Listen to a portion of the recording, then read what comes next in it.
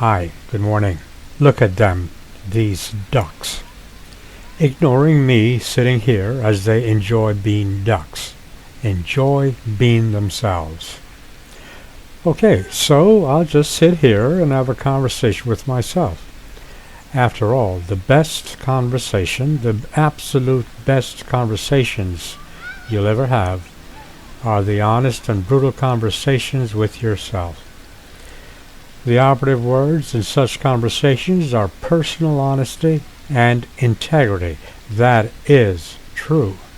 As you know, there are those who lie to themselves and those who do not. As for me, because I don't know what I don't know, I rely on the wisdom of others. One of those people that I admire is Oprah Winfrey. She's very smart, and she's a great provider of wisdom. She has lived her life, and she knows what she's talking about.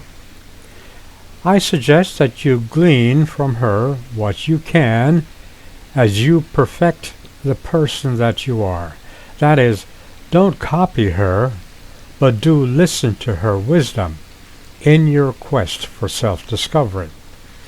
As for the road to self-discovery, it is painful and it is a lonely road. For example, you'll find that close relatives and friends too will find you to be an embarrassment. You no longer conform to the norm, nor do you accept untruth as fact. As your empathetic sensitivities develop, you become more and more aware of falsehoods in life and in people.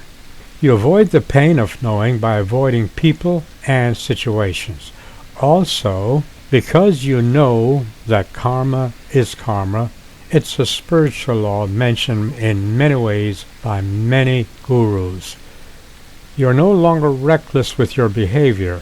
You are ultimately responsible for your own actions, your own deeds, and your own words. You have come to realize through the experiences of many errors that you cannot escape yourself. You are who you are, and you are what you are. The errors were yours, and you made those errors. You come to own what you do, and you also come to accept the consequences. You shelf your ego, and your words and deeds prevail as of the first realization that you are who you are. What do I mean? Well, days, maybe weeks after my demise, people will forget who I am, and that's the way it is. But maybe there is something that I said that affected the listener, and that person will go on to do great things. After all, I am just a conveyor, a messenger, that's all. It's not the paper, it is what's written on the paper.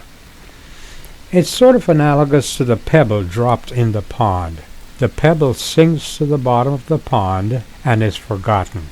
But the ripples continue on and on to the shores, to the many shores of the pond, affecting changes on the shores. I am that pebble, hopefully, and you are the one that'll do great things. You also come to realize that you have called together your own apostles, so to speak. Though the numbers may vary, these are true friends that are there to support you, no matter what. More than likely they are not the biblical 12, but less than 12, maybe just one or two, and that's okay. As you develop as a human being, that is, in being the best human being that you can be, you come to know, not guess mind you, but to know the realities of the word love. Love. Love is the cement of the universe. Love of people, love of nature, love of self, love of everything, loving without judgment. When you say, I love you, it's about that person. You love their soul, their very soul, and not their possessions or what they have to offer you. But that's another video. So, that's today's conversation with myself. What do you think? I say that you should think for yourself, and in so doing have a real conversation with yourself. Forget about what I said. Be honest and listen to that wee, small voice inside of you, because that voice brings into focus a lot of wisdom. So, listen to yourself. Have a conversation with yourself.